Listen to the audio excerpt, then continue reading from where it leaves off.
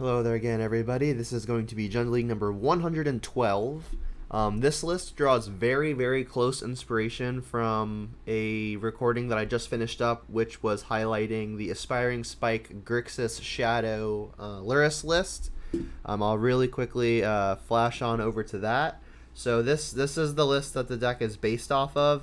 As far as the main deck is concerned, there are 11 cards which have changed because we can't play blue. So we're not playing Dress Down, we're not playing Drown, we're not playing Iteration. Obviously some sideboard cards. So everything else with the exception of these 11 cards is completely identical. Obviously the lands as well. And I really tried my best to port this deck into the Jund colors. So you'll see as I go back to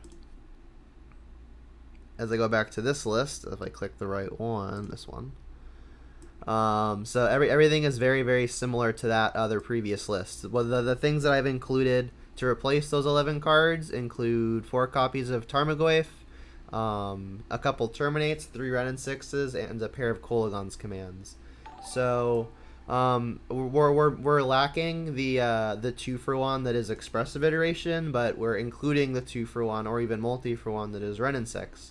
So again, I really tried to port the Grixis version into the Jund version best as possible. So the sideboard cards that I'm including that were not in the previous list are copies of Veil of Summer, because now we're playing green, obviously, and a copy of Kozilek's Return. So Kozilek's Return, I think, is going to be pretty important to kill things like Sanctifier and Vec. The Grixis list had access to blue, which may be able to play Dress Down. So that way we can kill Sanctifiers after we make them lose the ability. But here we don't have the ability to do that, so I'm playing an additional answer in the form of Kozilek's Return. And then Explosives is also another way to deal with Sanctifiers if that comes up. And then I'm also playing copies of Voidmere for the various Cascade decks, which I don't expect to be a fantastic matchup, especially because I'm missing Drown in the Lock, which would have been a counterspell, which always counters a CMC 0 spell, even if the graveyards are empty, because Drown's a cool card like that. So that is the list. I'll take a look at the current Modern metagame as it sits today, August 19th, 2021. Hammer Time's still out in big numbers. It's got a nice percentage there. And then Elementals I haven't seen a whole lot of, but it exists apparently. And then Is It Tempo still super powerful using Murktide Regent. And then the various Cascade decks into either Footfalls or Living End. And then we've got some more common names that we've come to know and love over the past year or two. So this is what the top 15 is looking like, and let's just jump immediately into the matches. Boom. There we go. Norbit, thanks for the resub. I appreciate it, bud. How you been doing? Yeah, this is kind of an early stream. It's 7:30 or so.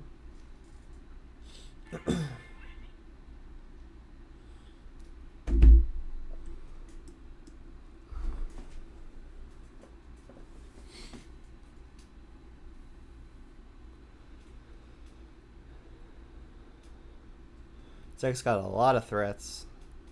18 of them, including Kroxa. Hopefully there's no shortage.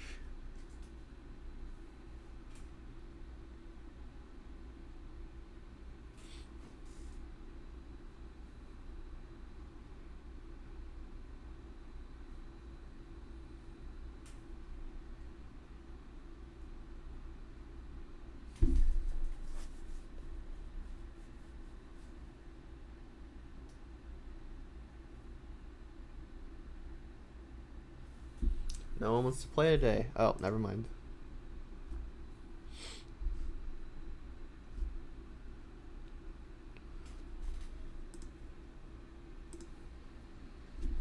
Yep, hand looks great. We're going first, right? No, we're not going first. So, given we're on the draw, I'm probably going to Inquisition on one, and the next turn cast Channeler, and then Inquisition again. Goblin Guide may change things. Maybe I need to Unholy Heat. We reveal the Foothills. Nice. So the basics that are in the deck are Snow-Covered Mountain and Snow-Covered Swamp. I'm gonna have to go to discard if I don't just kill this thing now. I'll just kill it now, I guess. I'll get my basic mountain. Snow-covered mountain. And the lands have to kind of be snow in this deck, because if you ever hit with a Ragavan and reveal a snow permanent that you want to cast, or something that cares about having snow, like say a On Thin Ice, then you're going to want snow permanents. Tarmogoyf, assuming this is burn, is probably the best creature we have access to in the matchup. They have a very heavy creature draw, though. This is going to be hard. So what I'm wanting to do here is probably just cast a Terminate. I could shock in order to play Tarmogoyf. That puts a 3/4 into play.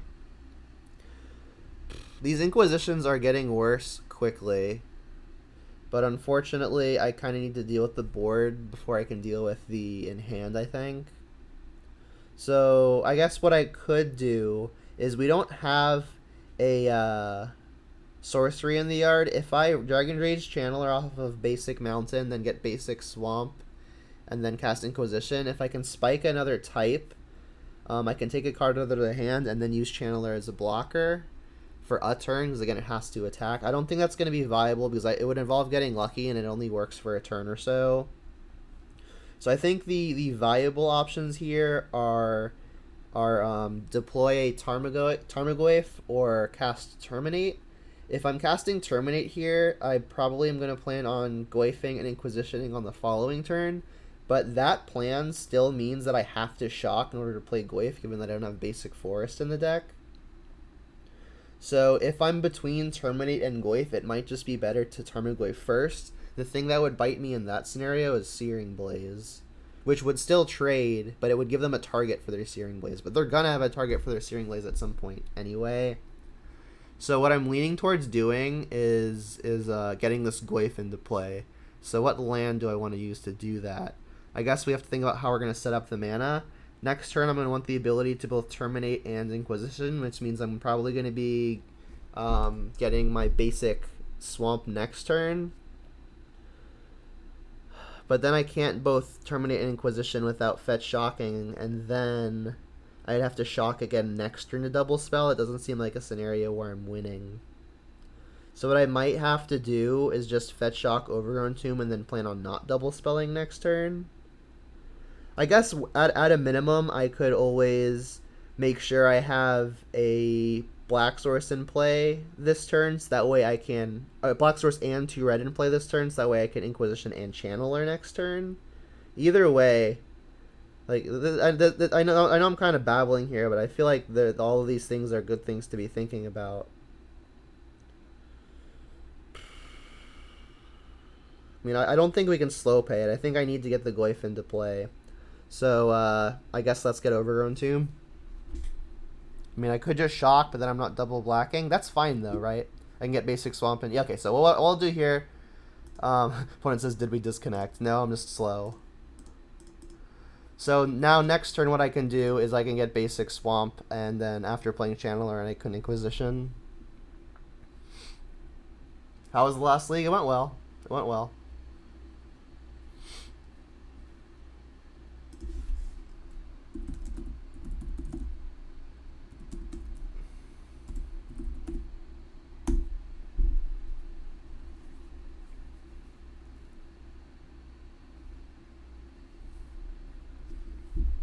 It was a fun one.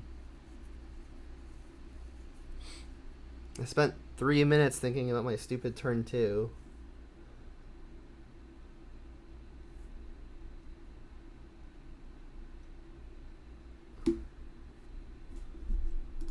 And I'm gonna put this Goyf in front of something, for sure.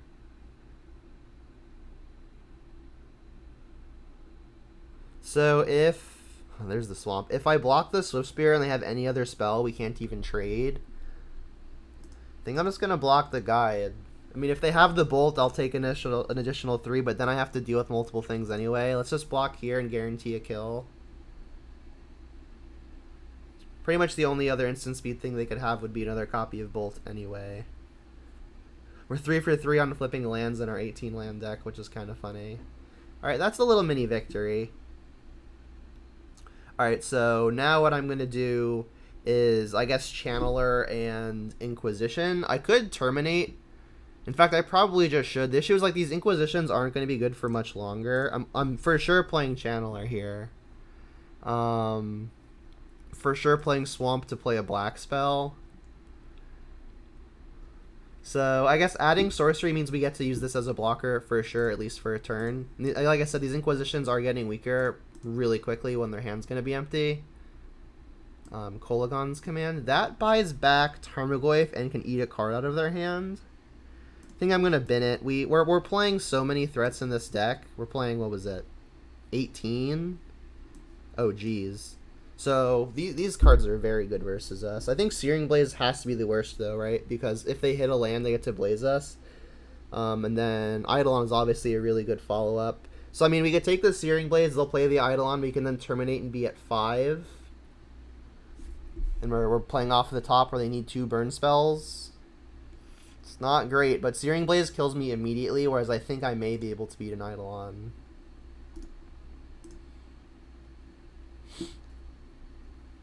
So their hand is Eidolon. And interesting, they're not companioning Lurrus. There's that. They drew the land, so I would have died pretty much immediately. Everything's been good. Work's been solid. Alright, so we have to attack. We can't use this as a blocker. And there's a good threat. So I guess I'm terminating this. I can terminate it on the opponent's turn, so if they cast a spell, I get some value. Alright, so attacking. Because I have to.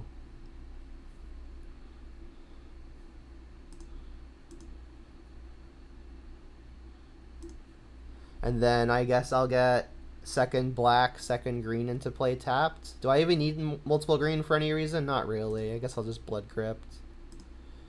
Alright, and then I'll say go. I have to terminate Eidolon.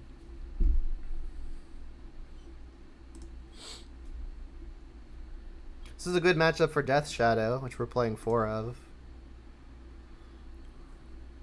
So again, waiting, so if they need to cast a spell pre-combat like a creature, they'll take 2 damage off of it.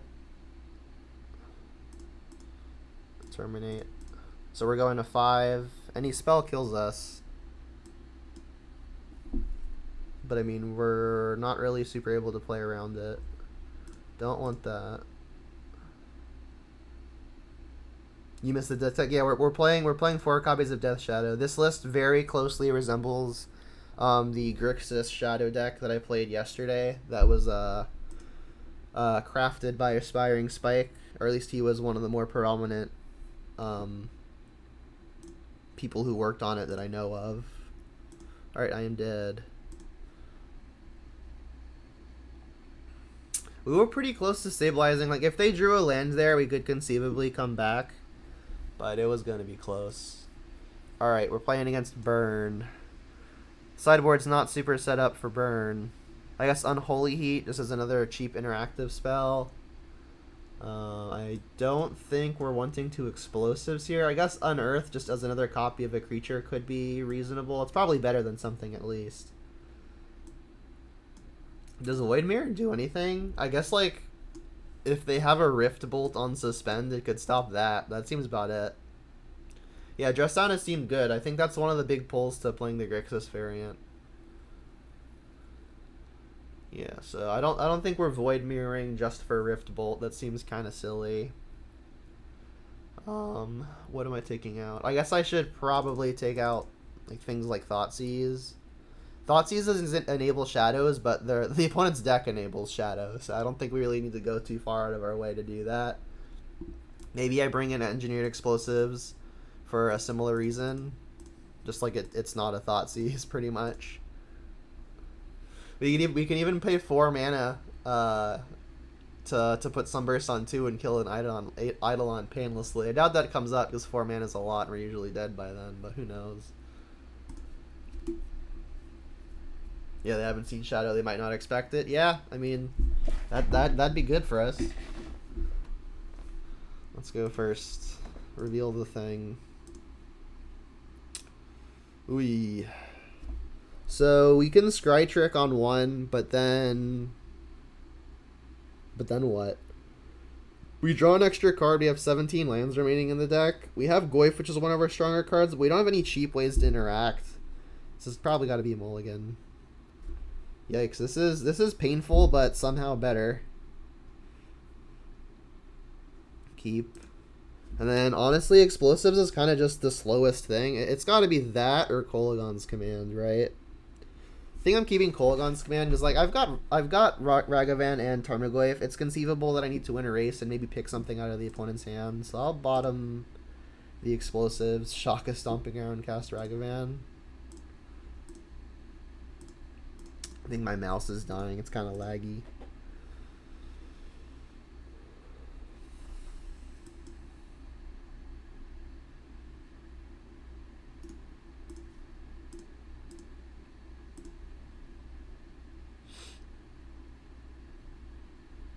There's a guide. Do I block?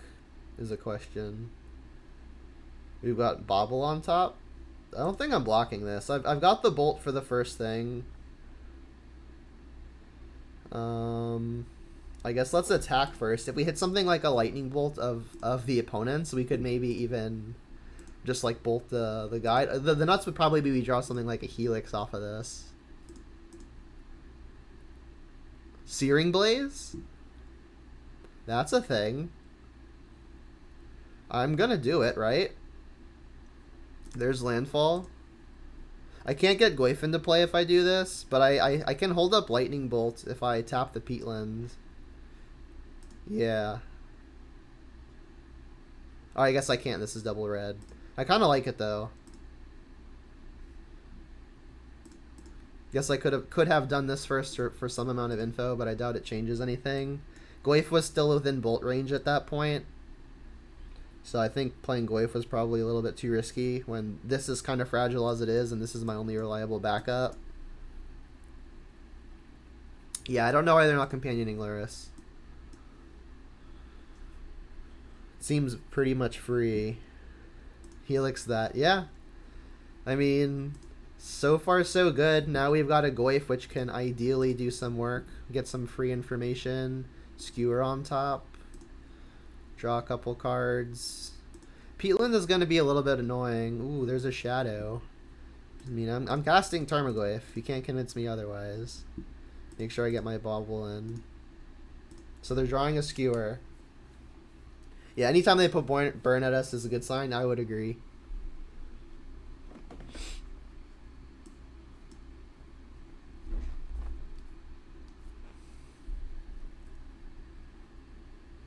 Yeah, I'm gonna have to change the batteries on this thing.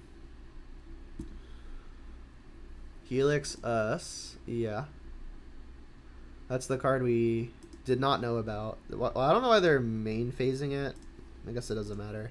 So we know about Skewer, and we know about another Skewer. So Skewers are coming up. More Bobbles, okay. I could Shock and play Shadow. Shadow's going to end the game very quickly. If they try to go for a burn spell at the Shadow, I can tap Peatland and go down to 9, which would make the Shadow a 4/4. The thing is, we know about double Skewer. So, like, what if they just hit a land, then go, like, Bolt, Skewer, Skewer? That's 9 damage. We're attacking for 4, putting them down to 14.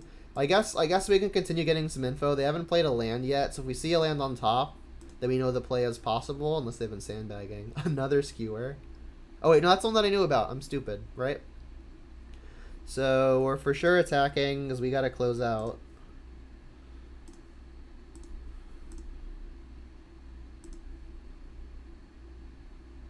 Alright, and then... do I Shock to play Shadow? I have to go to 11 no matter what. If they try to kill a Shadow, I can always Bolt myself. Still not a super ideal situation. Yeah, I think I'm going to Shock. And then I'm not going to tap Peatland because if they don't go for the Bolt or a Bolt effect on the Shadow, I'm just not going to pay the life.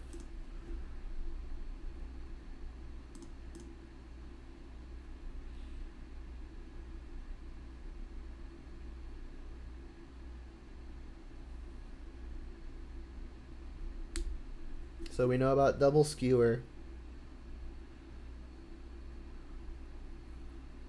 Eidolon resolves.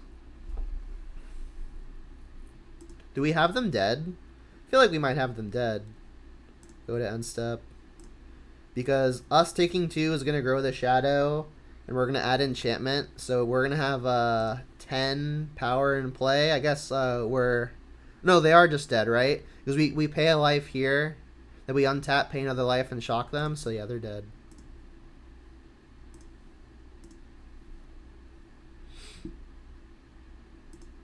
So I guess it didn't really matter. So I guess discard a card 2 to a target. Right? Because this puts them to 12, then we attack for 12.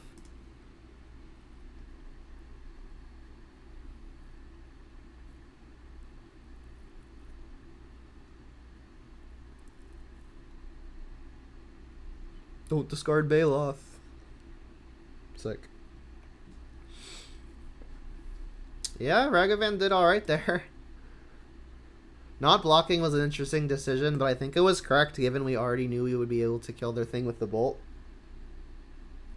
Yeah, I still don't think we can really make any changes.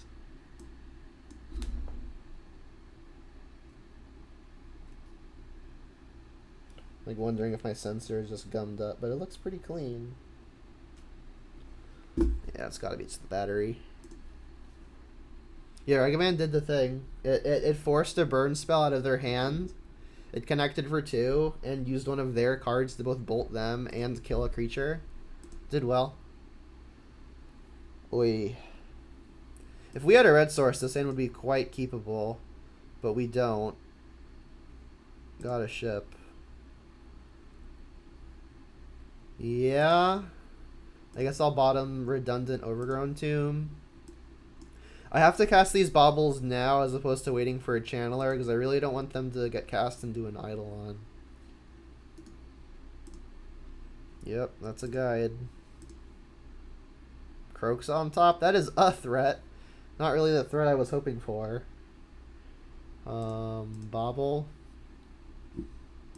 Bauble. Pay 2.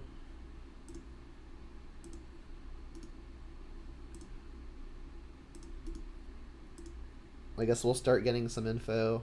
I am digging for an amount of action, so I think I'm gonna pretty aggressively sacrifice these baubles. We've got to land on top. It's a Sacred Foundry. There's the foundry that we knew about. Eidolon pre-combat correctly. Right, because Eidolon pre-combat means that if we're going to kill the guide, we have to do it before they give us a trigger for free. I guess we can see if we care about that by land checking ourselves. We've got Swamp on top, so if they attack, it is free. Well, kind of free. Or we would draw the card. So if I let this resolve, they attack, I guess I would be taking an additional 2 damage. So is it worth a free card? Honestly, probably not. Let me just kill the Goblin Guide and not overthink it. I'll keep the Bolt as a priority because Bolt goes to face. We are drawing 3 cards here, one of which is basic Swamp. Goyf would be good. Cool. Goyf is what we needed to like actually try to close this game. So I guess I'm going to go Overgrown Tomb tapped. Hold up Lightning Bolt. Give them maximum opportunity to cast a spell into their own Eidolon, like if they've got a haste creature. So it's going to be a close game. Goyf is going to make it close.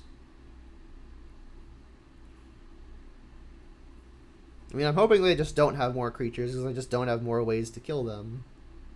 Yeah, not a bad position overall, but I'm definitely not liking the spot. Okay. Yep, take your 2.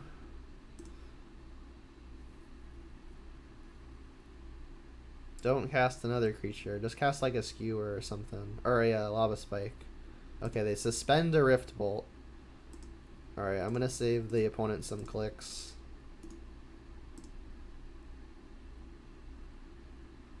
Take 1. I mean, now I get to cast Tarmogoyf and put a Stomping Ground into play tapped. Oh. There's still a Rift Bolt on suspend. So, I mean, if I play the Shadow... if I shock, play the Shadow, they could still just Rift Bolt it. They could also Searing Blaze it. Actually, they can't, right? Because I would also take 3, and then Shadow's a 5/5 by the time you check for damage. This is a really interesting draw, though. So, I mean, we know about Rift Bolt on suspend, obviously. And then what did I see off the bobble? They already played what I saw off the bobble, right? Yeah, fairly confident. Yeah, I think what I'm going to do is probably just play the Goyf, play the Stomping Ground tapped. I still don't think I want to be taking damage for basically free. I could see reason to go either way, though. Just while they have so many cards in hand, I don't want to get one shot in a single turn, you know. Like me taking 2 damage could just let them kill us that much easier. Doesn't seem right. Our companion is Lurrus, their companion is Rift Bolt.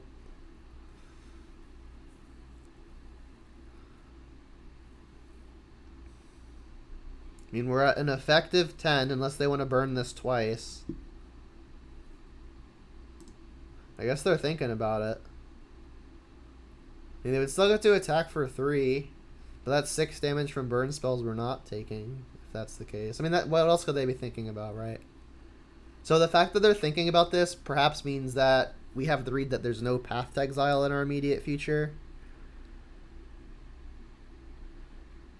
I'm going to want to be careful of something like a Deflecting Palm, but there's not much that I can do about it.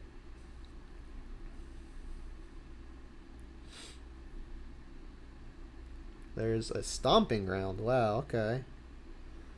Maybe just for like sideboard Destructive Revelry. Yeah, I'm blocking. Having Shadow as a backup threat makes me more confident in blocking here. Something like Searing Blaze would be unfortunate. We would go to 7. But still not even the worst. Like, we would get to kill the Swift Spear. And there's the Blaze, yeah. We're going to get to eat a card out of their hand with the Kroxa and have a big Shadow. Ooh, we grew? Did they... I guess I didn't count correctly. Good for me, I guess.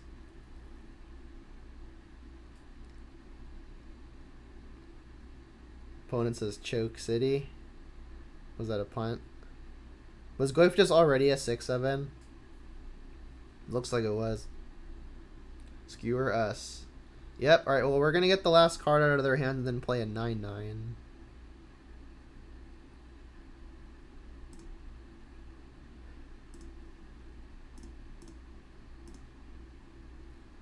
So, we're hoping to dodge Boros Charm. They haven't used any of them yet. And there's the Boros Charm. Here's a 9/9. So, I mean, we in theory could still be in danger to something like Deflecting Palm, but actually drawing the Terminate prevents that. Like, if we attack with both and they try to palm us, we can just terminate what they palm. So it's only Boros Charm here. They've got 3 in the deck. Nice. We did it. Oh, it won't let me click. I was gonna say GG. They've been friendly. Sick. Shadow. Yeah, that one felt nice. Especially not having a whole lot of good sideboard tech for it. Shadow just being a 1 mana like 6/6 plus has been looking cool.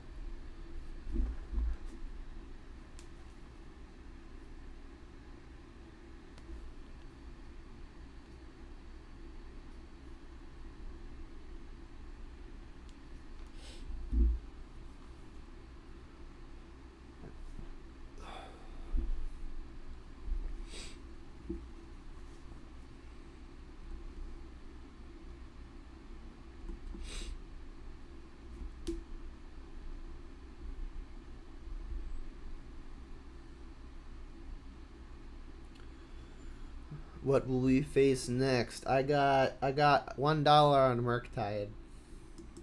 Although I'm not betting anyone, so if I lose, I keep the dollar.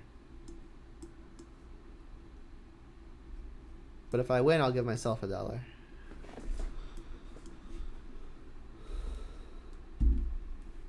You bet rhinos. Fair bet, fair bet. If we were being smart about this, we would just say hammer, right? Because that's what the meta share says it should be. More often than not. I guess not more often than not, just more often than everything else.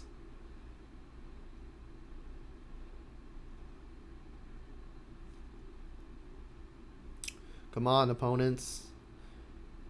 I want to just cast my Tarmogoyf.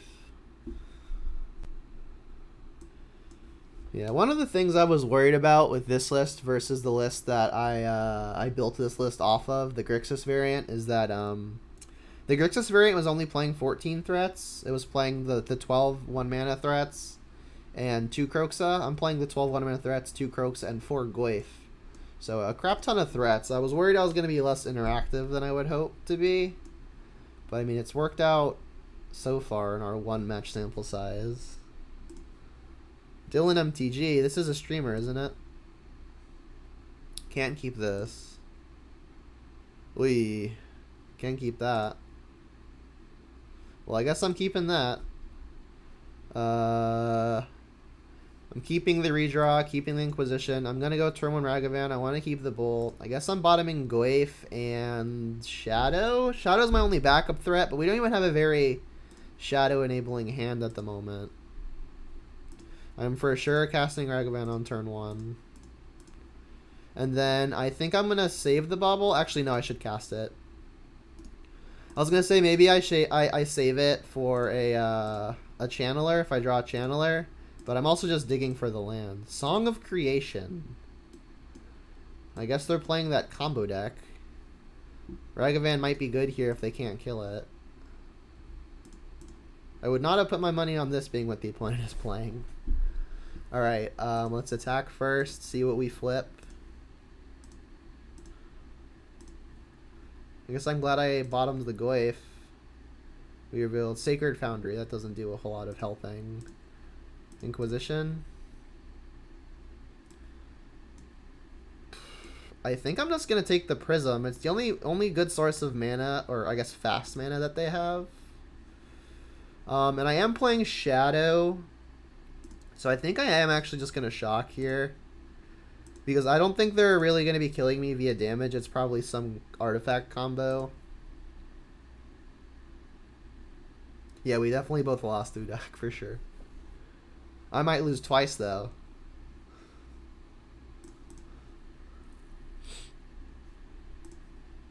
Take the stop off. There's the booble. And that's it. Alright, I'm not going to bolt myself. Not yet, at least. Come on, deck. We need more threats. Like, we need to close more quickly. Not exactly. See, what we're going to do here is we're going to attack, right? And then we're going to flip a Song of Creation. And then we're going to cast it. Serum Visions? Yeah, I'll cast it. Deal. We hit a Kroxa? I think we're just bottoming these.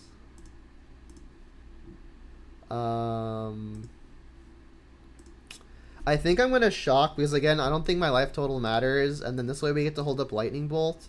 And it's actually, I think, likely that we want to just use the Lightning Bolt sooner rather than later.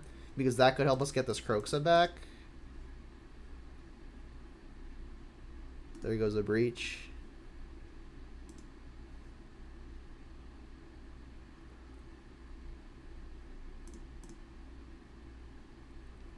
I swear this is a streamer, right? I know this name. I feel like I've watched them before. And I think they've like been known to play like these Mimir type decks. So if I bolt myself, I can't even for sure escape the Kroxa yet. So let's leave the bolt in hand for just another turn or two. Ideally finding a way to interact or a threat. We find neither, unfortunately. I guess we have Lurrus that we can put into hand, right? Unless we hit something silly off of this. We hit Island. Not exactly.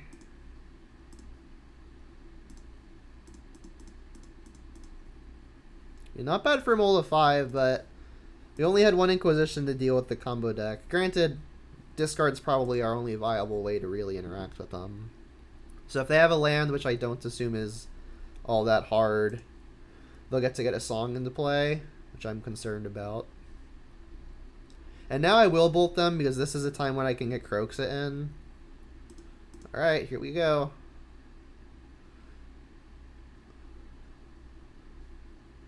So they're going to have one red left after the fact. So this is whenever you cast a spell, draw 2 at the beginning of your end step, discard your hand. I'm going to yield to that next time it triggers. There we go. Alright, the land is what they needed to go off, right? Because now they get to breach. I guess they need another way to generate a mana, right? They're for sure going to get to draw a lot of cards off of the breach. They get to cast Bobble. Oh, so they're, I guess, going for it next turn. So I need to figure out a way to finagle this Underworld Breach out of their hand.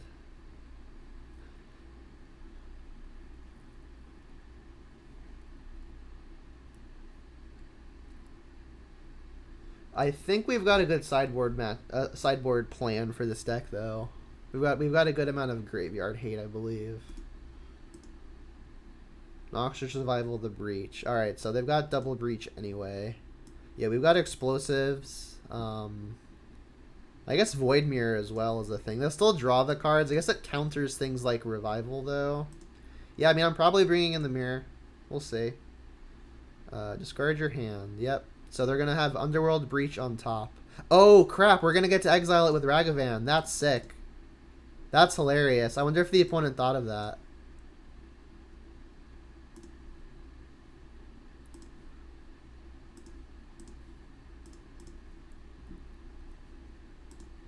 We're also going to be one short of just killing them.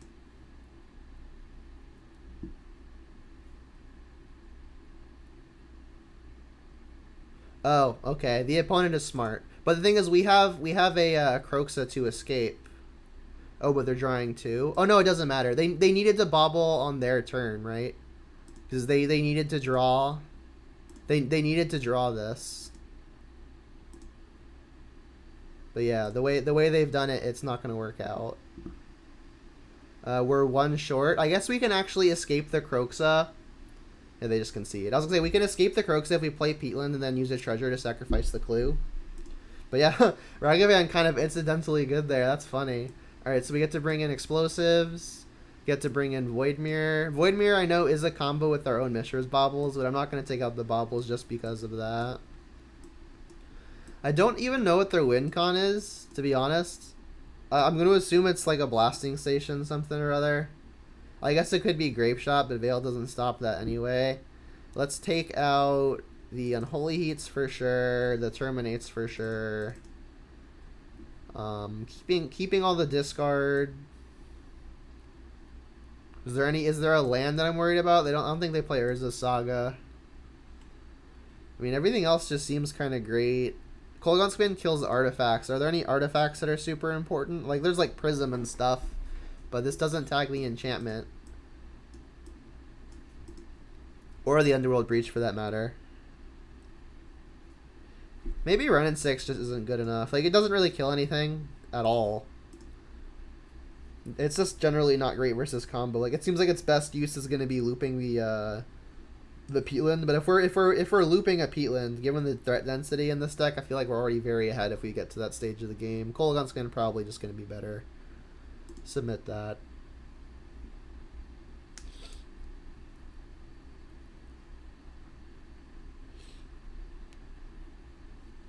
Revealed the Lurrus. I mean, that was a Mold of 5. We got there. Yep, this is a fine hand. We've got the turn 1 quick threat. We've got a Thoughtseize.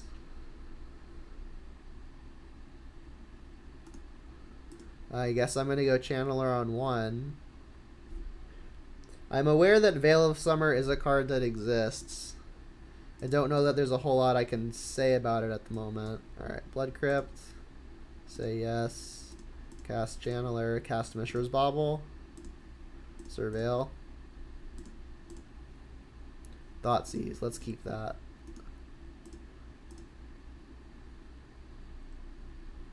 And then I'm thinking about just not Thoughtseizing now. Like maybe I Thoughtseize on a turn where I'm thinking they're closer to comboing off, something like turn 3 or 4.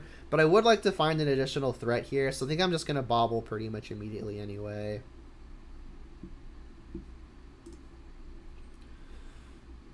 Especially if they play a Prism here, I'm going to have to Thoughtseize. Because that could obviously quicken their pace.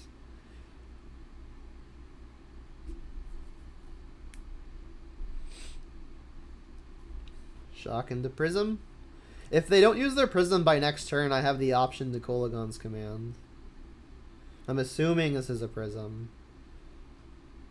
You playing something like a Bone Crusher? Oh, wow. Are they just going to go for a Blood Moon here? I mean, they'd be kind of stuck on mana as well, barring Manamorphoses. I am intrigued. Oh, they're just going to get their turn 2 whatchamacallit into play. That's exciting.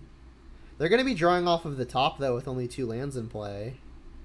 Unless they, I guess, find lands. I'm a little confused. It's turn 2? How do they have 3 lands in play? You may play an additional land. That's how. Forgot that card had that text, but it makes sense. This is a cool card. Makes sense in this deck. They only have 1 mana to work with, though. I guess this is basically just a divination now. Do some setup. Yeah, makes sense. Makes sense. Makes sense. Well, TikTok reference. What? Fury. Unfortunate. That's some tech. Free spells are free spells. Alright, well now I would really like an additional threat. 4 is greater than 1. Alright, we've got Thoughtseize on top, but they're ditching their whole hand here.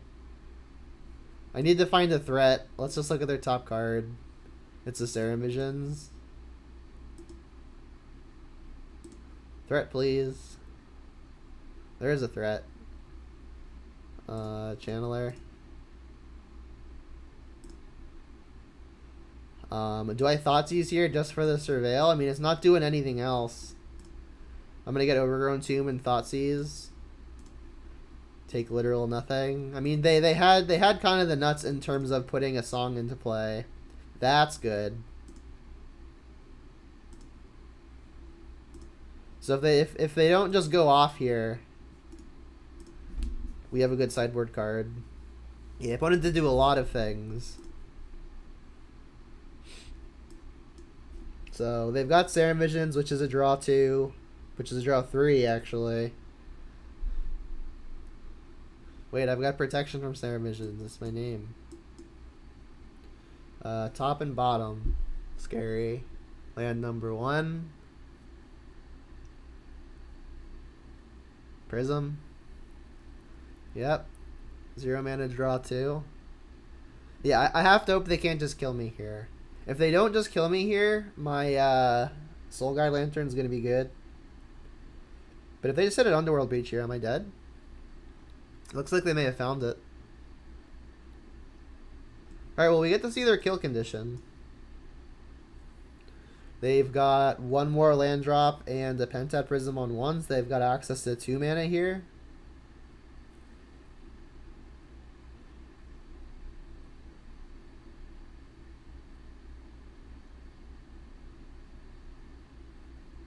Gut shot. Draw 2. Alright, so now they're out of land drops. If we somehow stay alive, we could be okay. Removing the Pentat Prism counter. So this is like another prism.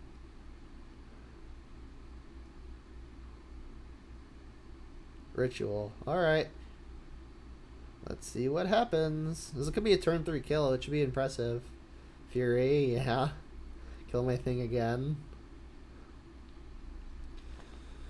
Unfortunately, we don't have any actual enchantment removal. I'm not playing like a pulse or a trophy or anything. Ritual number 4.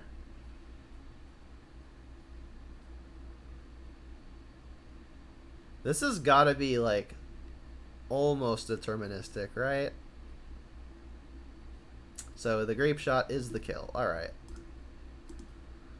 Good to know. I guess it's not some stupid artifact combo. I know there are artifact combo versions, but we honestly hadn't even seen enough of the deck in game 1 to really know.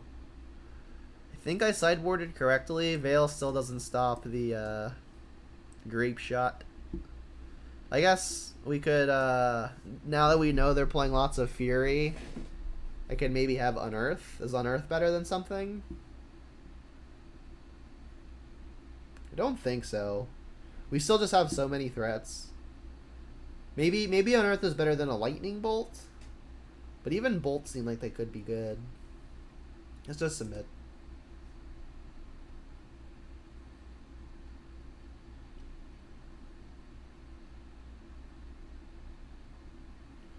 Let's go first. Reveal the thing. Yikes.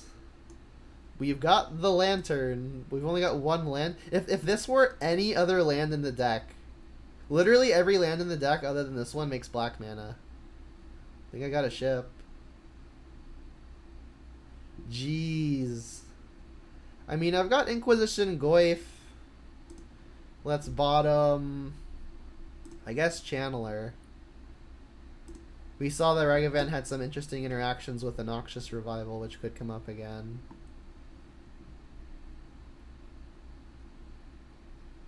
And I guess I could bobble first to get information on what I should be taking with the discard. Yeah, mulligans have not been friendly. That's true. Our land situation has been hilariously unlucky. All right, bobble. Bobble's trying. The Lurrus was trying to hide on me for a sec. You saw that? So they've got Underworld Breach on top. I would love to hold the Inquisition for like a pre-combo turn, but I don't really think I can afford to wait when I need to be using all my mana. Alright, so they kept one land, Sarah Missions. We know they're drawing a an Underworld Breach. I guess I just take the Sarah Visions. They've got Ritual Metamorphose into Song again. I guess we can hope they stumble on lands. Yeah, I'm going to take the Sarah Visions. Draw a card at the opponent's upkeep.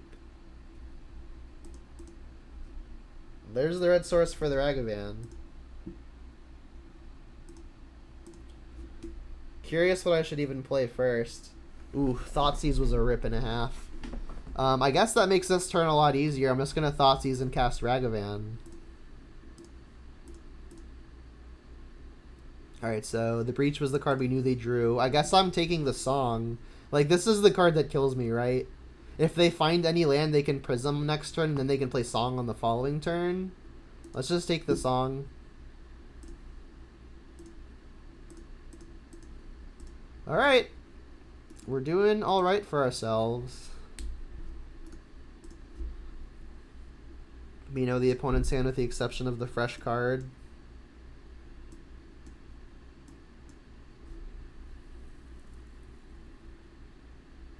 They drew a Fury. Brutal. What did they pitch? I mean, Goyf is a good backup threat. They pitched a Pyretic Ritual. Or sorry, it was a Desperate Ritual. Desperate Ritual. So their hand is Prism, Underworld Breach, Metamorphose. I could use this turn to just put Lurrus into hand, and then on the following turn I could both Lurrus and Ragavan.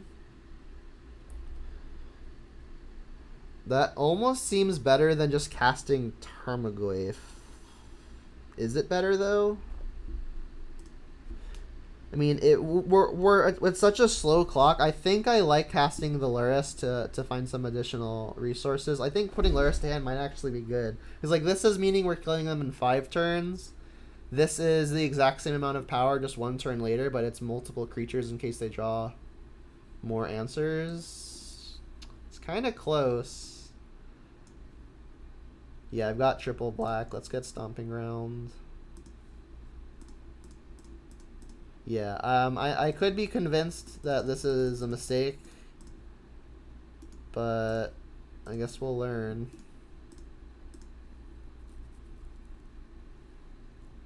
I mean, they still could win, right? Like, they could just draw a land, cast Prism, and then draw a Song of Creation, which would be scary.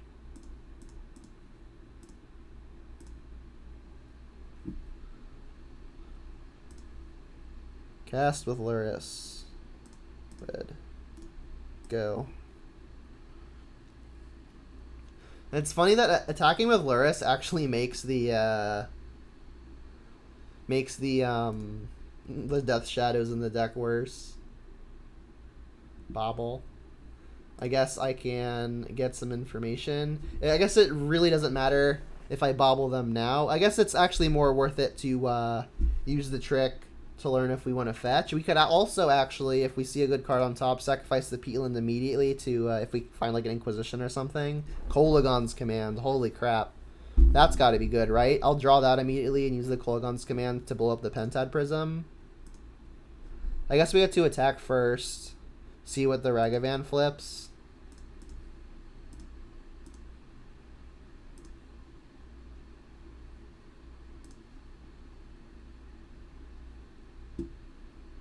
We hit a bobble. Sure. That's the opponent's bobble. Yeah, draw this. Play this. We're off the Shadow Plan. I guess I would have to shock anyway. Let's do Blood Crypt. So I guess have you discard a card? Guess I could shock you. Yeah, shocking makes sense, right? Because it's going to reduce the clock if we draw actual any burn spell, whereas their hand doesn't do a whole lot. We'll just discard like a Manamorphose. So we'll destroy an artifact and shock. So artifact, shock.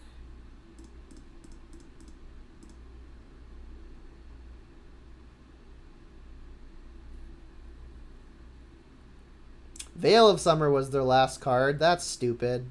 At least we made him use a counter off of Prism, so it did something. Alright, we get to cast a Bauble still. And I'll use my Bauble now. I guess Upkeep is technically the better time to do it.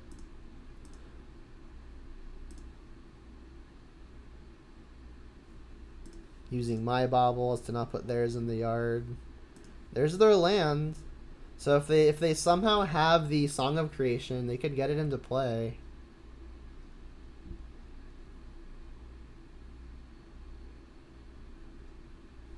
Another Prism. Okay, so we know the hand now. They have Underworld Breach, Manamorphose. We could die. So I guess if they cast next turn, they're gonna have access to 6 mana. If they draw a land, they'll have 7. They could Breach and then have 5. They could put Song of Creation into play. I don't think I want to bobble here, because I don't want to put a card in their yard.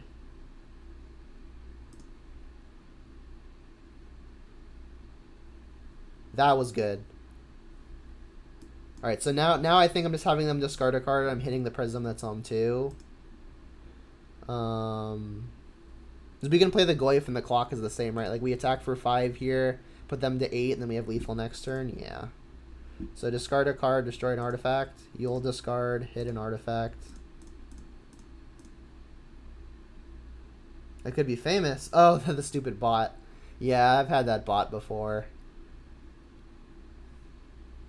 There goes the Manamorphose. Their hand is only Breach, and they've got 4 mana to work with. Alright, I guess I technically should have attacked first to see what Ragavan hits, but I can't really imagine there's a lot out of the opponent's deck that I would care about. Riverglide Pathway, not on the list. I'm going to use a treasure. I don't want them to fumble into a Grape Shot kill somehow.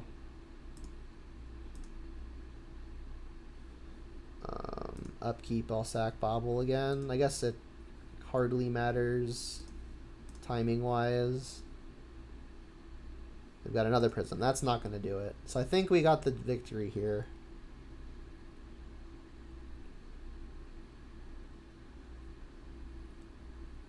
They're going to Hail Mary a Breach. Yep. They've got 2 mana to work with. You can actually do the Fury, right? Oh no, it has Escape. It's not Evoke.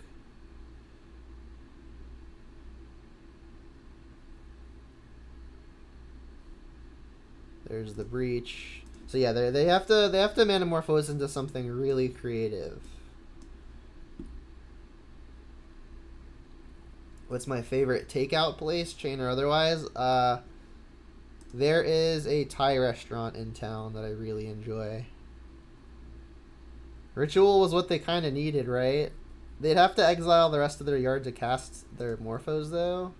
We still know their last card's Prism. This puts them up to 3 mana. So yeah, not sacking the Bobble ended up being pivotal, right? Because this made sure that they couldn't keep any of their stuff in the yard, including Ritual. Their last card's Prism. They don't have enough mana to escape anything. Right? Right? I'm not crazy, right? Yeah, Prism. Dead on board. Hey, we did it. Sick, 2-0. Yeah, Ragavan's been doing pretty hot against decks that can't kill it.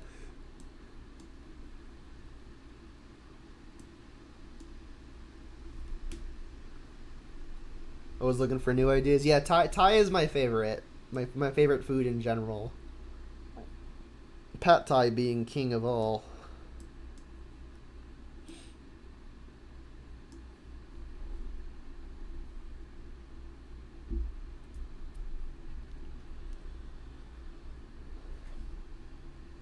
What would be my second favorite? I never really thought about it. I just have my favorite because it's obvious to me. I don't know, if you count Chick-fil-A as takeout, then maybe Chick-fil-A is high on the list, but I don't know about second.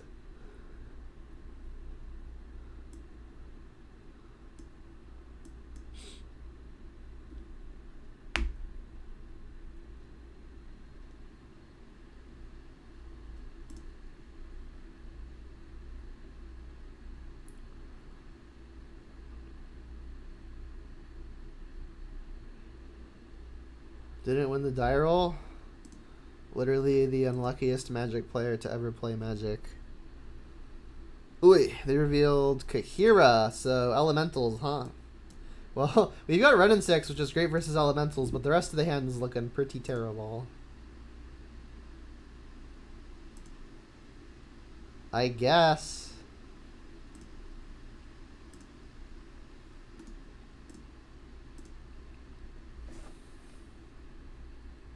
Chick-fil-A just opened in Toronto. That's exciting. Oh man, Flamekin Harbinger is looking pretty sick versus our Ragavans here. I guess I'm just gonna shock and play Shadow. Joke. Shock and play Ragavan. Cast. Yeah, 1/1s really good versus 2/1s. The Natural Predator.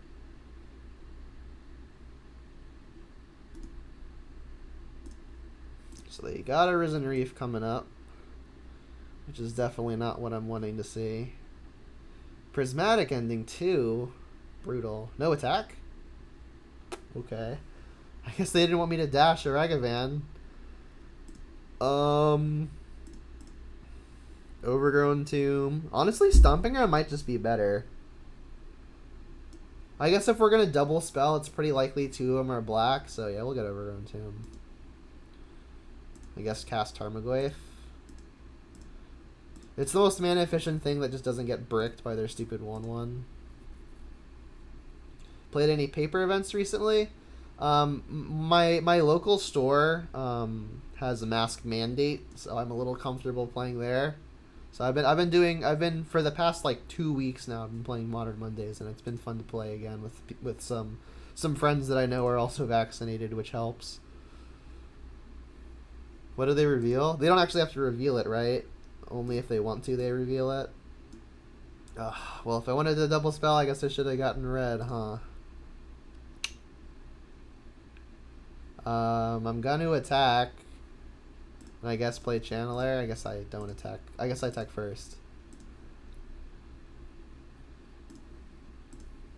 But yeah, I've played a few very small scale paper events and it's been fun.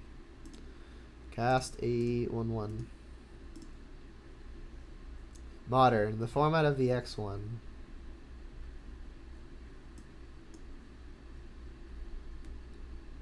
Double up on Risen Reef. See, I wish we had Plague Engineer, but Lurrus does not afford us that, unfortunately.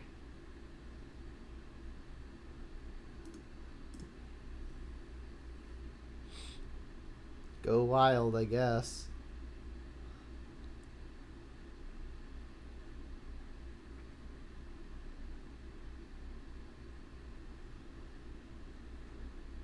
Didn't flip any lands? How unlucky. Speaking of how unlucky, I'm ready to go to the next game. We have no ways to trigger our channeler. Goyf is never connecting. I could play this game for 10 more minutes and still lose, but I mean, I'm not really super into that. Alright, let's bring in these explosives for sure. Another Unholy Heat seems reasonable. Kozilek's return also seems phenomenal. It was funny, I was thinking, is like, why doesn't this card trigger off of anything that costs 7 or more? Imagine casting this next to a Murktide Regent and triggering it. That'd be hilarious. Is there any reason to bring in Veil? No. Alpine Moon seems bad as well. Is there anything graveyard related? I don't think so. Nah, probably not. It's just these 4, I think. Kolaghan's Command seems like just the slowest thing. Although, it's interactive. I don't think I want to cut any of my 1s. Yeah, maybe Kolaghan's Command just is the slowest thing. Kroxa along similar lines. Also, they could just be playing Grave Hate. Not super a fan of Kroxa. Like, they're probably not going to be removing most of my stuff short of Prismatic Ending. So, I mean, having, I guess, 16 threats still feels pretty good.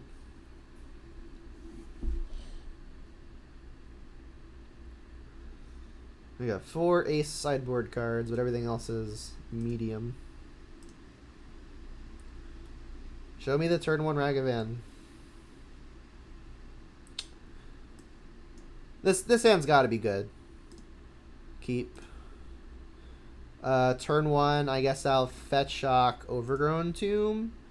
It's a little awkward in that if I don't get a red source here, I can't double bolt in a single turn if I want to. I guess I could just get Blood Crypt now anyway, and then if I want to cast Goyf next turn, I could always just play the Peatland. That seems good. Fetch Shock, Thoughtseize, hope to find something like a Death Shadow at some point. Voice of Resurgence, Solitude, and double Risen Reef.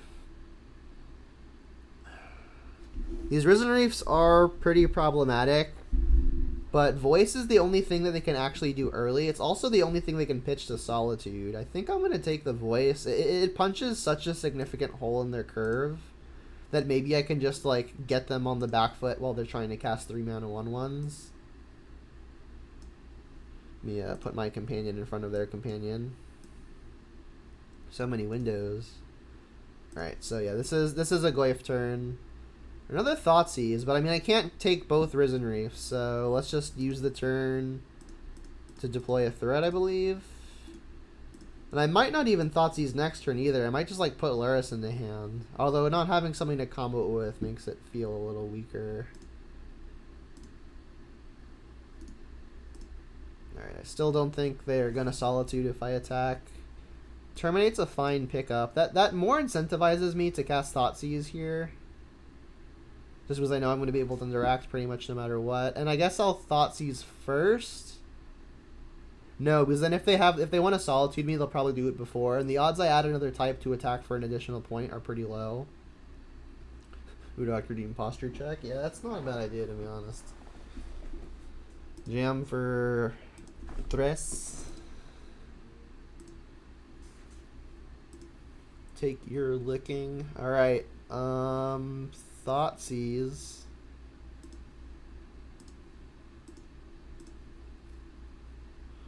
Could have used Nurturing Peatland to hold up the ability to double bolt, but that doesn't seem super advisable. Yeah, I'll take Arisen Reef #1.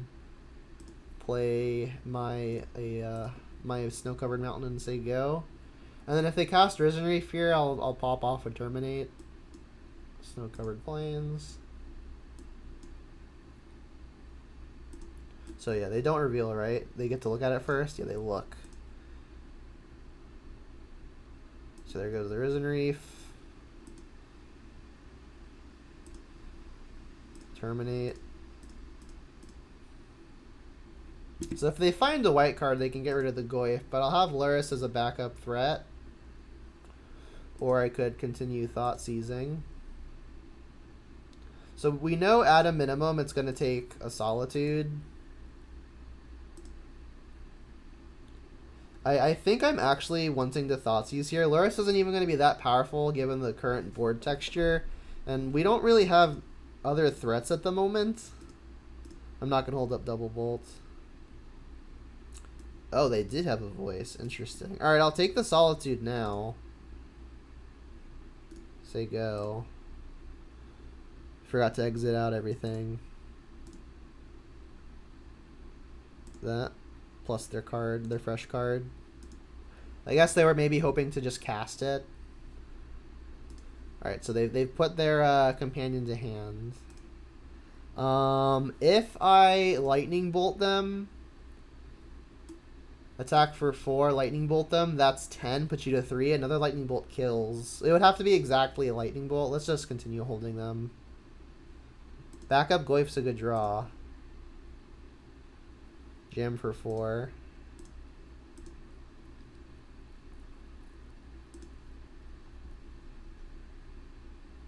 Tarmogoyf. Alright, our hand is pretty good as a leftover.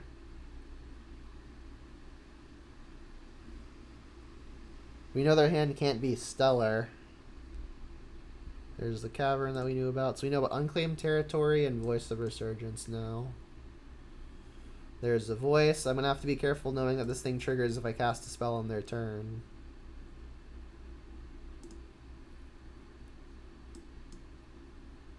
Oh, they have the Skelemental?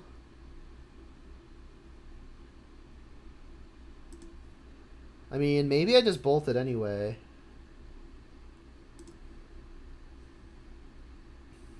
So, I mean, as long as their last 2 cards aren't White Card and Solitude, we're alright. So, if I bolt this, I get to keep both in hand. That leaves them with Voice Token plus Voice of Resurgence, but I get to keep a Bolt. Yeah, I mean, it's probably worth keeping the Bolt and not taking 6 when I'm at 8. Wait. Okay, yeah, I have to do this. I was going to say I could just not do anything and then bolt this, bolt the token. But if this connects, I discard my hand. So I will give you the token. Bobble. That grows the Goyfs at a minimum. I can bobble myself. Get some information what I'm drawing. Dragon's Rage Channeler. I could sacrifice the Peatland to play that immediately. I mean, we're going to attack both, right? Like, they have to block.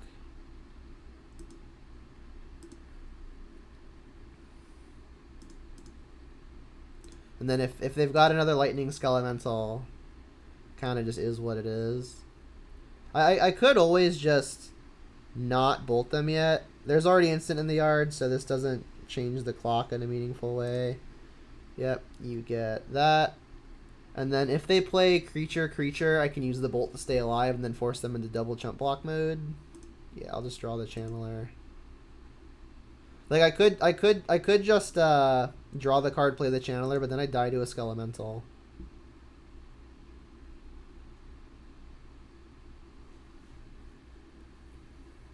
Alright, that's it for what we know about.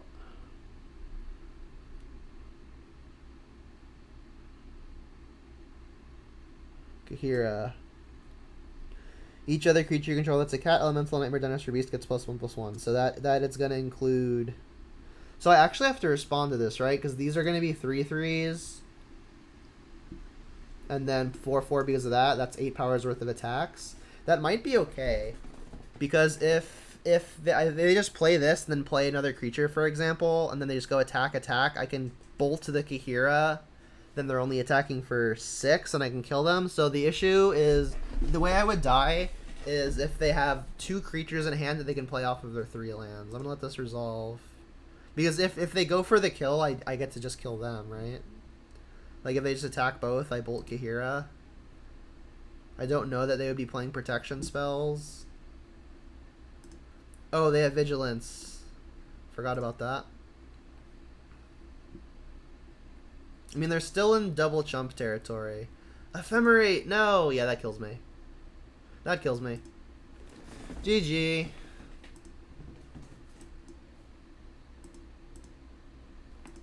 Yep. That does in fact do it. So I guess playing Channeler would have prevented that, but then I just died to a few other things, right? So it's kind of a flip of a coin of what I wanted to die to. Did I want to die to Ephemerate, or do I want to die to Skelemental? I mean, I guess we know they'd already used the Skelemental. So if I'm thinking about specifically only Skelemental and Ephemerate, then maybe it was better to play around Ephemerate. Yeah. I mean, I could have just not attacked with both Glyphs. I guess I could have attacked with one of them. But that puts them in a situation where they no longer have to chump block, and I think their average draw is more powerful than ours. So I think the double attack with Glyph was probably more correct than not. But yeah, Ephemerate was tricky.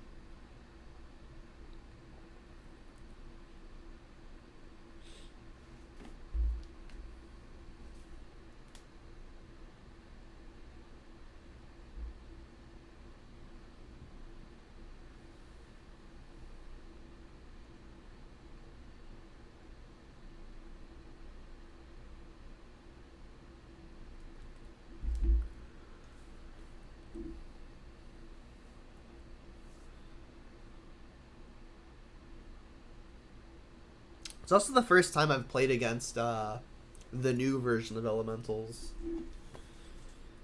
It's powerful now. Pretty good that they get to play like all of the evoke stuff because they're Elementals, right? I imagine they also play Omnath.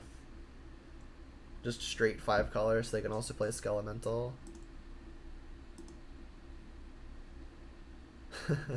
We've got our 2 basics. I mean, this hand's good.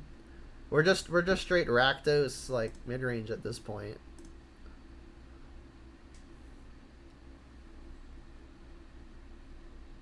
Still in the 3/2 train. That is true.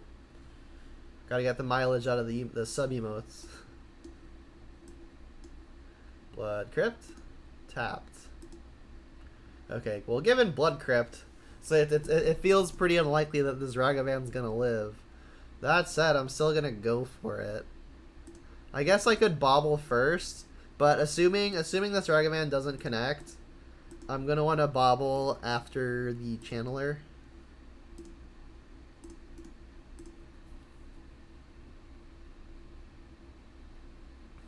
This is when they go like Overgrown Tomb, Renin 6, and I cry. Although Overgrown Tomb and Renin 6 would have been bad for my Channeler anyway. Voidwalker? If this is a Voidwalker, it could be okay. Nope, they're killing Ragavan for sure. Or they should at least. If they don't, Smallpox? Holy crap. Discard a card. I'm pretty far from that one. Okay. They ditched the souls. Brutal. Alright, well, we're exceedingly lucky. I guess I'll get Blood Crypt. I mean, our Channeler's gonna be a 3/3, which isn't nothing. Once we sacrifice the Bobble, that is. I don't think I really want Thoughtseize. I guess it clears the way for multiple removal spells. Yeah, it's also a card I can cast if they've got another Smallpox. What year is it?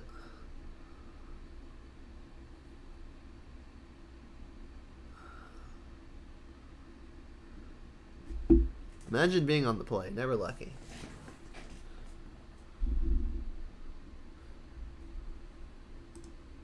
Don't pox me again. They've got Lingering Souls too. They discarded it to their own pox because combo.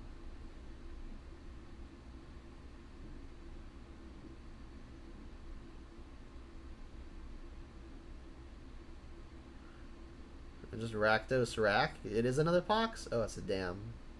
Damn indeed. Alright, well, I'm gonna pop the bauble here. They've got Blood Crypt on top. In an attempt to find some more action sooner rather than later.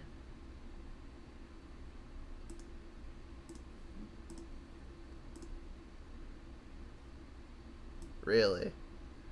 I guess I'm just gonna take Smallpox and Thoughtseize.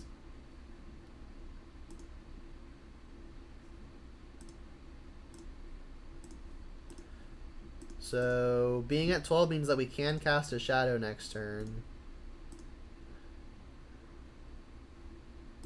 Not sure what Manamorphose is for. I guess it lets them cast Lingering Souls from hand. Not sure how relevant that ends up being. Maybe they're playing like a Pyromancer or something? Who knows? Not me. I don't know. Okay. Is this like a Reanimator list? Wasn't there like a Mardu Reanimator pile going around? And Smallpox as a discard outlet could be kind of fun. Lingering Souls also just like as a discard outlet. Like this could be the Mardu Reanimator list. That would be exciting. Fetchland was a good draw. We get to play Shadow as a 1/1. I don't think they're playing anything like Lightning Bolt.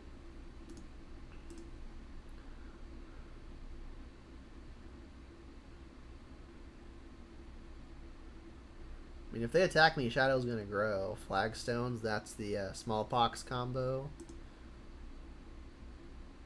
They're just not attacking. So if I fetch now and they have a Bolt or like a Kolagon's Command, it'll be unfortunate, which would have been the reason to do it on my turn. But I'm fetching anyway because I plan on putting this Lurrus into hand if nothing else. Let's get more red, first green. And they've demonstrated that they're not attacking. I guess I should just terminate. Yeah, why not? Let's use the mana. I'm pretty likely to just put Lurrus in the hand anyway. Try to get a Lurrus Bauble loop going. Gleif, on the other hand, may change that. Just having multiple creatures in play to insulate versus various edict effects seems good.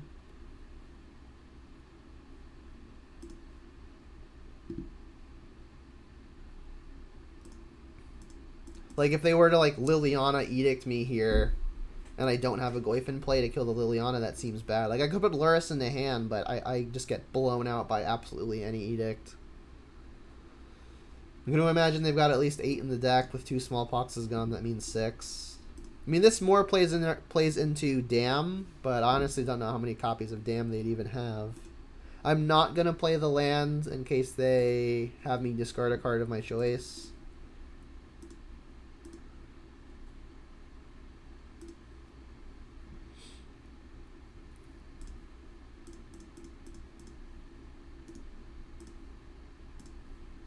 Alright, and we're in surprisingly not that bad of a spot. If you'd asked me by turn 2 who I thought was going to win, I would have said probably not me.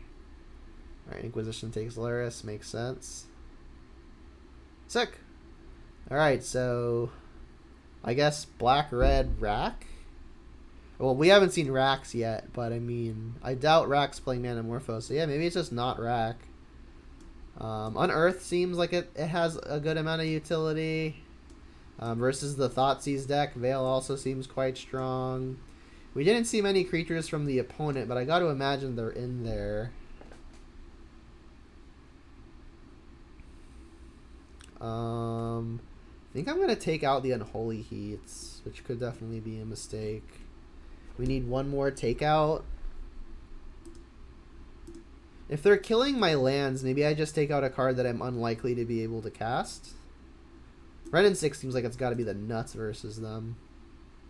Yeah, I don't know what Manamorphose is. Maybe, like, my guess is they're playing, like, a young Pyromancer or something to make Smallpox better. Like, it's not... I know when, like, Faithless Looting was a thing, some Mardu, what was it? What do they call it? Just, like, Mardu Pyromancer players. Some of them played Manamorphose just because they had so many, like, Pyromancer effects in the deck. So, I mean, that's what my 3 year ago flashback would tell me. I got no clue in 2021.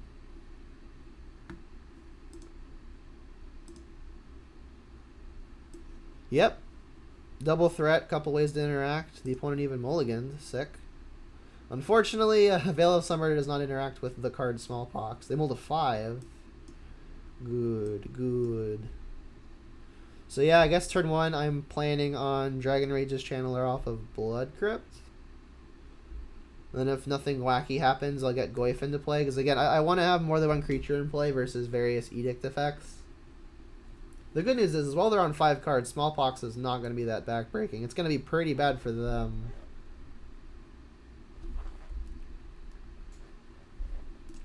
Land and go. Another land. Alright. Blood Crypt. Think the plan remains unchanged. Say yes. Ooh. I almost cast the wrong creature. I felt a couple of you say inside your head.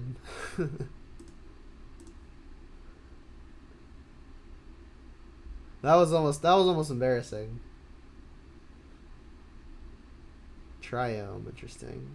I guess that makes sense with souls in the deck. Is it Pyromancer? Was I right? No, Manamorphose. I guess I could still be right. Pox. Maybe Manamorphose is just a way to be able to cast Pox more easily when they're playing 3 colors. That's not, like, unreasonable. In case they're playing something silly like Ashiok, I'm gonna get the fetch out of the way. Let's get Stomping Ground. And then, like I mentioned, I want to cast creatures versus Edict effects. I guess this play in particular does open me up to getting Furied, but if they're using their entire hand to Fury while I've got good backups, that's probably fine.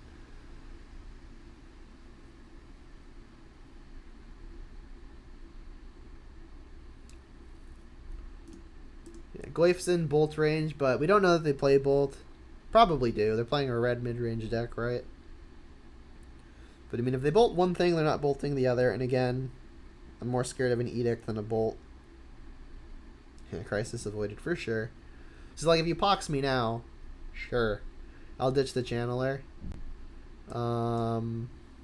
Probably ditch the Croaks as well. I mean, they're going to go down to 3 cards in hand, too, if they play a land. Yeah, Croaks just seems better in the yard anyway.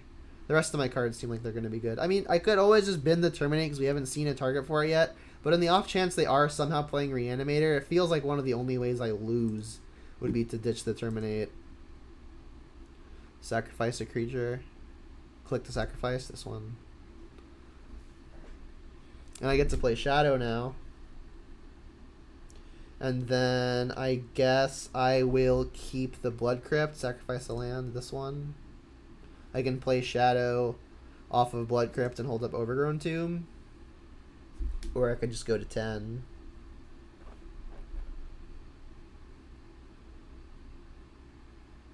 Yeah, I'll go to 10.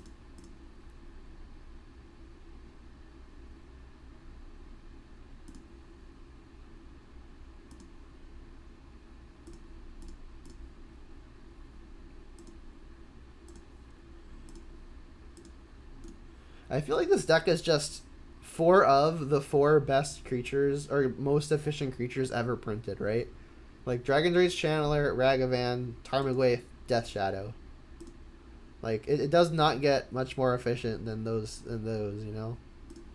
Alright, so we get to shock to attack for more. So we're attacking for 9 at the moment. Bolt is short of killing them. So let's just attack. Hold up fail, hold up bolt, hold up terminate. I'm feeling pretty good, not gonna lie. Sick. Yeah, super clean, mean, and lean. I like that assessment. I mean, look at the creatures in this deck. Like, Kroxa is the clunkiest one, and it's sometimes just a win button. Like, look at this. We're playing 25 cards that cost a single mana. Pretty cool.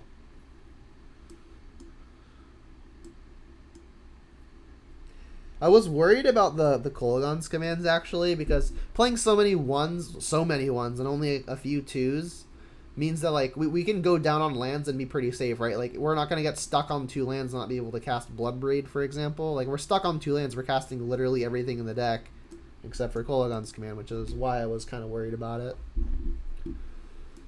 But it's felt pretty okay so far. I do want to actually test the hammer matchup because, like I said, we're real high on threats and less on interaction. So I'd be interested to see how our interactive sweep lines up versus a hammer deck. Not having the dress down to kill Urza Saga tokens is a big minus. Playing against Hammer as opposed to using Grixis to play against Hammer.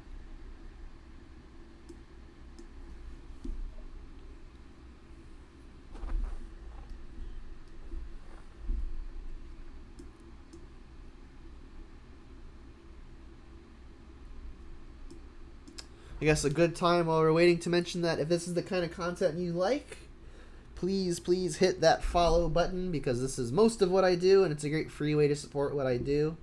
Likewise, over on the YouTube channel, all of these videos get recorded and uploaded to my YouTube channel. The link to it you can find attached to my Twitch page or below my face right here.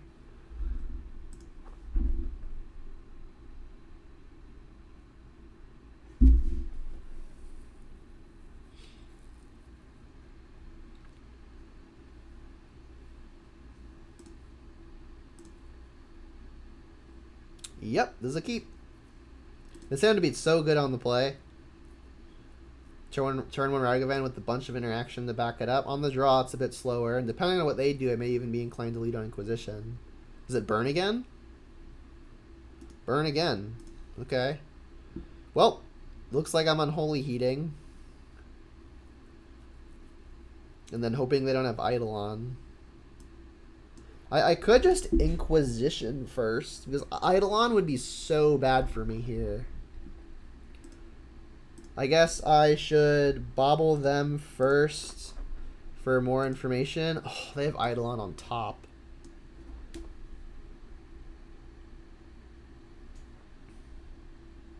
Now what?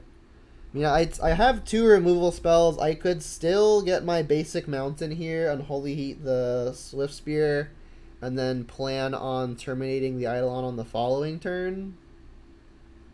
That probably has to be the line, right? Or else I'm taking so much damage just with the onboards. Like, the more damage that individual creatures do, I feel like the worse and worse shape that I'm in. Snow-covered mountain. Unholy Heat before a single prowess trigger would get this out of range. Draw a card at your upkeep.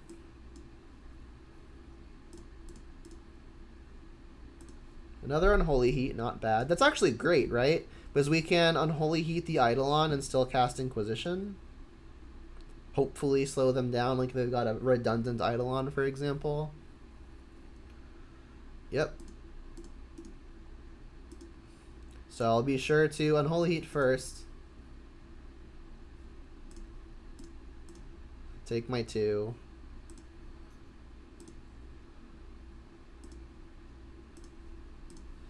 So we are missing a clock. We're relatively healthy, but missing a clock. Jeez. So there are 2 routes I could go here. I could go for just take the spell that does the most damage, or I could take one of the spells that is on the efficient side. I think I'm gonna take the spell that that just does the most damage. Alternatively, the way their hand is set up, it's not gonna be super easy for them to deal with the Ragavan. Like they're gonna have to do this fairly awkwardly. Whereas Lightning Helix would be the way that they most efficiently deal with the Ragavan, and it's the most annoying card in terms of a race. So I think there's actually 3 good arguments. We could take the card that does the most damage, the card that interacts the best with us, or the card or one of the 2 1-mana spells from an efficiency standpoint. I think what I need to do is take the thing that has me getting the most time, because I just don't have a good threat. That means Boros Charm, just because it does the most. This is a matchup where I might need to win with the Lurrus just as a lifelinker. Also, taking the card that just does the most damage is the plan that is least susceptible to them just drawing out of it. Like, had I take a 1-mana spell, they would have still been able to double spell there.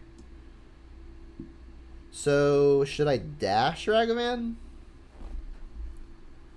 It's not fantastic. It would give me a treasure. I kind of want to just keep a creature in play, so that way if they draw a hasty creature, I've got a blocker. This lets us hold up Terminate, but we would have to fetch Shock to do so, which I'm not excited about. So we're at a virtual 10 if they just go face-face. So rewarded for not taking a 1-mana spell. In fact, in hindsight, I think Boros Charm was just correct, given how this has progressed. Yeah, I'm going to assume they're going face-face, given the composition of their hand. Makes sense to me. We need to find something like a Shadow. Shadow would help us turn the tide sooner rather than later. Yep, so I mean, they could just dome us for 7. I mean, I'm going to go to 6 here. I need to find a green source and also just a way to put Lurrus in the hand. What we get is important, though. I guess discard spells are dead, so I'm not going to really plan too heavily for double black.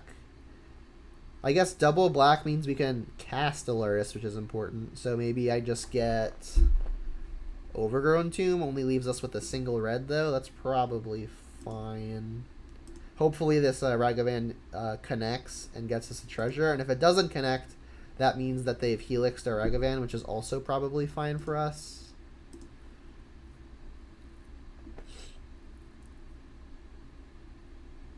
I think the opponent should probably just go for the Helix to face, because then any of their good top decks just kill us immediately. I guess like creatures wouldn't kill us immediately. It would put us to either 1 or 2. Alright, we connect. What you got? We revealed a Swift Spear. I'm gonna cast that. I could put Lurrus into hand. Alternatively, casting Swift Spear, though, lets us hold up Terminate. We could actually just do both, right? We could sacrifice the treasure. That seems reasonable as well. This means we can't hold up Terminate, but if they find a creature, we could block with Swift Spear. Ragavan find us Helix. That would be sick. That would be the absolute best case. Lurrus to hand, play a land, say go. Alright, we're in Get Lucky mode. This would be a sick game to win. They had pretty much the nuts. 1-mana creature, Eidolon, and then just a crap ton of to the face burn spells. That's a good sign. Canyon, okay. Redraws. I'm not going to fetch, right? We've already got the 1-mana thing in the yard for the Ragavan. We've already got the double black for the Ragavan. Yeah, this is draw. Inquisition, wow. Does that change anything? That makes me wish I had fetched. I guess that's still okay, right? Because we can still Inquisition. Assuming this connects, the treasure can cast the Lurrus, which will cast the Bauble. Cast this, get my prowess trigger. KO Diamonds, thanks for the raid. I appreciate it, bud. We're 3-1 in game 1 playing against Burn for the second time this league. We hit the skewer, so we're live. This game has been really, really interesting. Thanks for stopping by. I appreciate the raid. Really do. Welcome, everybody.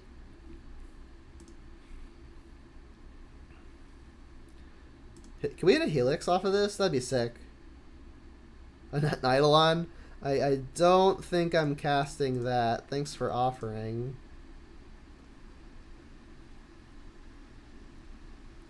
Alright, I mean, they've got some looks. I guess we can see if we're just dead. Sure. Let's just see if we're just dead. Sacred Foundry on top. Hold the line. If we got to attack with Lurrus, it's pretty much over, right? That's the card we knew about. I mean, if they've got it, they've got it. They're just smacking us with it. Oh, no. You drew it? Oh, it's a Searing Blaze. I guess that would have done it no matter what, huh? Crap. That would have been such a sick game to win. Darn. Alright, well, game 2. We lost game 1 in the first match as well. Alright, again, I don't think I'm bringing in Void Mirror just for Rift Bolt. Explosives is not fantastic, but probably better than Thoughtseize. I think these 4 cards are probably just better than Thoughtseize. Renin 6 also not super exciting. This is what we did last time. Yeah, that was a really close one. I mean, they had like two draw steps. I guess they had 3 looks at it, right? Because they also sacrificed a Pain Land, digging for an answer. So I mean, it would have been pretty unlucky for them had they missed. This hand's great. We get to go. I guess if we want to pay 2 life, we can Ragavan on 1, which is probably worth it.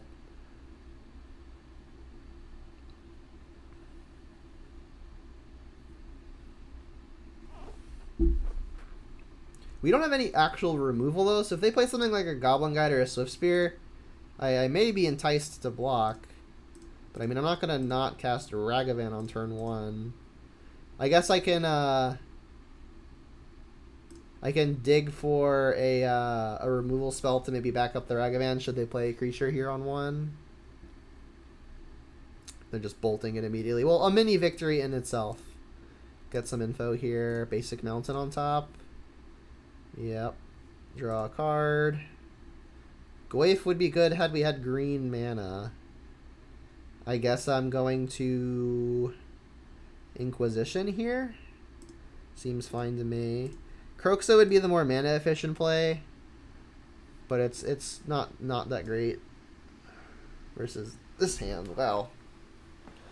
They have Mountain on top, which is good for us. We don't actually have any life gain in the deck, which the opponent doesn't know. So it's between Lightning Bolt and Path to Exile. We've got 2 threats, a third if we get to Kroxa. It's definitely either Path or Bolt. I think I'm taking the Path, to be honest. Their hand's kind of slow, and Shadow's going to get really big really, really quickly. Yeah, I'll take the Path. I could definitely see argument to taking the Bolt. Obviously, they're a burn deck, so bolts are good for them. Another Inquisition. Well, not going to not cast it. I guess I could cast Kroxa now, but they're just going to ditch a land.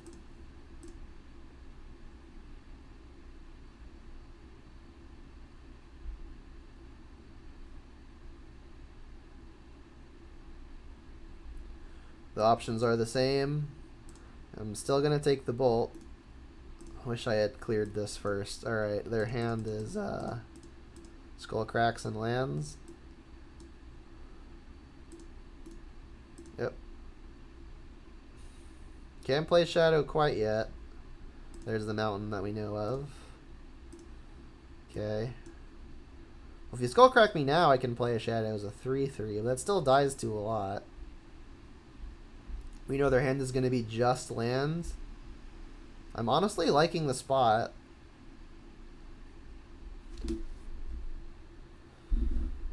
Not skull cracking me before damage is interesting.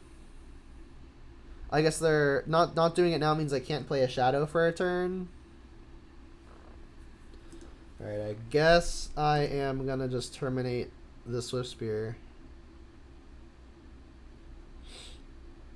Could play a Croxa, but that would just have them ditching a Foundry. I need to impact the board, I think.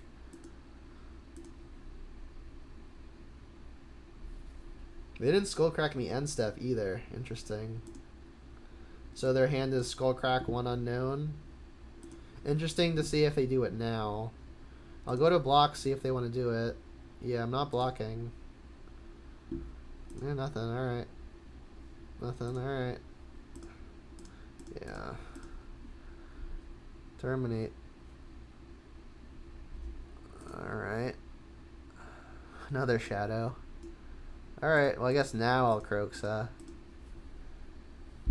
Yeah, letting them hit me is a weird decision. Like, I need the shadows to get turned on, and I need them to be big when they are turned on. Alright, so they're going to ditch a skull crack now? Or they're just going to hit us with a skull crack? This puts us to 7. I mean, they can't kill us with any one card. Things we're worried about... We're hoping now that they don't draw 2 burn spells where 1 is Boros Charm.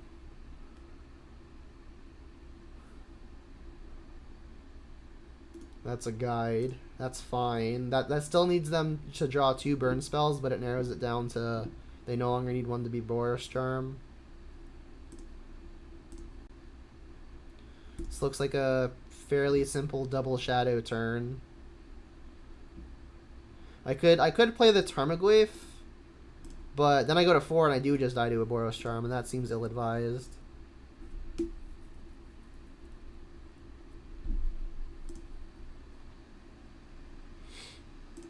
So I could go for a kill here.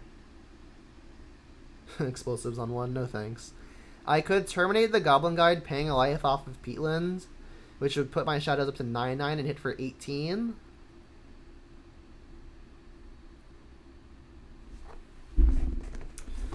So how would it be bad for me? I guess if they've drawn exactly Boros Charm would be bad for me. I could just attack, let them go to blocks. The thing is, if they just go to 1, it's bad for me. You want me to go? You want me to just play to win? I mean, that's what I'm leaning towards. Like, there are some niche cards that would bone me, like Deflecting Palm, for example. But it feels pretty hard to play around stuff like that.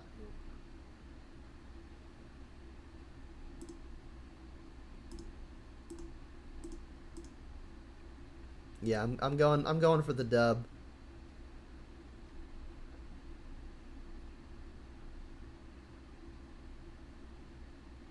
Did you draw Boros Charm? Did you draw Deflecting Palm? I guess Path to Exile also keeps them alive.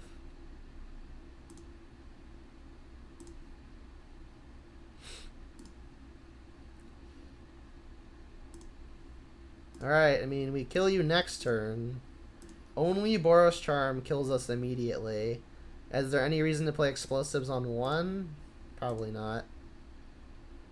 Alright, no Boros Charm, please. Helix would also buy them a turn. If they Helix the Shadow. If they Helix us, our Shadow just grows.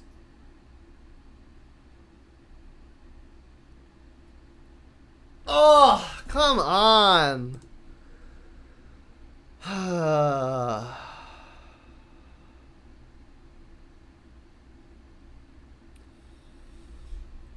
Well, it was a good game, right? Did I do anything wrong? I mean, other than paying that life.